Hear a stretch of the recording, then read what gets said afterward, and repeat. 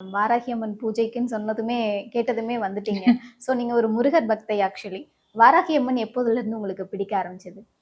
2018ங்க. ம். நம்ம சைதாப்பேட் இருக்குல்ல, ம். அங்க வந்து சைதாப்பேட் கோர்ட்ல அங்க வெளியில பார்த்தீங்கன்னா, சின்னதா வாராகி கோவில் இருக்கும். ம். இப்போ நல்லா பெருசா எடுத்து செஞ்சுட்டாங்க. இப்போ நெறைய பேருக்கு தெரியறது. ம். அப்ப பார்த்தீங்கன்னா, ரொம்ப குட்டியா இருக்கும். எனக்கு வந்து ஒருத்தர் சொல்லியிருந்தாரு. ஒரு லக்ஷ்மண்னு சொல்லிட்டு அப்போ ஒரு அண்ணன் இருப்பாரு.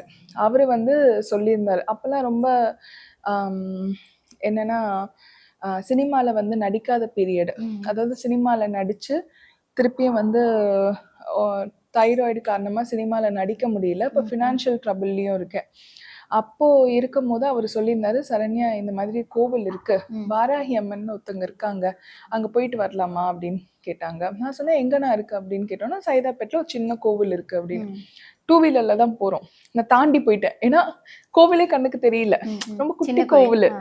அப்புறம் ரிவர்ஸ்ல திருப்பி வந்து பார்த்தோம். ஒரு நைட் டைம்னு வச்சுக்கோங்க. ம். அப்புறம் குருக்கள் மட்டும் இருந்தாங்க. ஃபர்ஸ்ட் டைம் வாராகி அம்மன் பார்க்கும்போது, எனக்கு என்னன்னா, அவங்களோட தோற்றமே வந்து உருவம் வேற மாதிரி இருந்தது. நம்ம எப்பவுமே அம்பால வந்து தரிசிக்கும்போது, நம்மளோட மனுஷ ரூபத்துல தானே ஆமா. தரிசிச்சிருக்கோம். மனுஷ முகத்துல. ஆமாமா. அவங்க வந்து பன்றி ம். முகத்துல இருந்தாங்க. எனக்கு அதுவே ஃபர்ஸ்ட் டைம் வந்து ரொம்ப டிஃபரெண்ட்